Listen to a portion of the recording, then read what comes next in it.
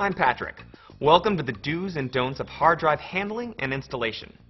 Installing a hard drive is really quite easy as long as you follow a few simple rules. Hard drives are delicate with no protective shells, so you always want to handle the drive, even if it's in the box, carefully. Unlike cell phones, hard drives do not like vibrations, bumps, or bangs. If you drop it, you probably broke it. Okay, two very important notes before we touch the drive. First, be sure you're working in a very clean work environment. Think about vacuuming before starting, cleaning the work surface, closing the windows, and shoo the cat or dog out of the room for a while. And second, before you touch the drive, make sure that you always ground yourself to discharge the electrostatic energy. You can do this by touching a metal object or wearing a grounding strap. Standing on a grounded or neutral mat also works. Static electricity can severely damage the circuit board and the internal components of the hard drive, as well as your computer.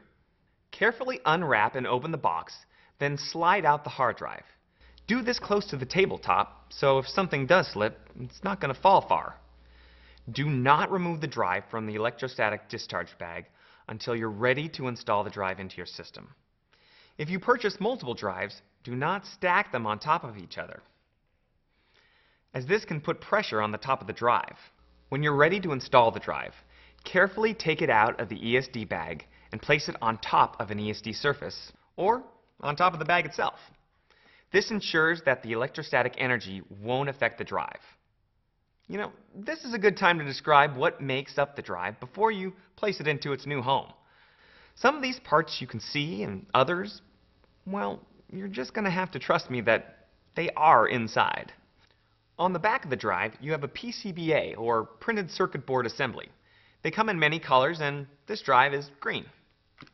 Next, we have a data connector and power connector. There are two types of data connectors, SATA and PATA, which connect to your computer through either a SATA or PATA cable for internal drives. This particular drive has the more commonly used SATA connector. Some drives may use a bridge which converts SATA or PATA connectors to a USB or FireWire connector for external drives. Now here's where you're going to have to trust me. Inside the drive there are two main parts, the disks and the heads. When a hard drive starts up, you can usually hear a low hum or feel a slight vibration. That is the motor which spins the disks. The disks, or platters, are what hold all of the data for your computer. The heads, which are located at the end of the actuator, are what read and write the data received from your computer to the disks. Similar to a vinyl record, the heads write the data from your computer onto tiny microscopic tracks on the platters. To put this into a larger scale, it would be similar to a 747 flying at 560 miles an hour at 0.8 millimeters above the ground and not hitting a blade of grass for 1,250 trips around the globe. Now you can see why a drive needs to be so precise and why it's so sensitive to shocks.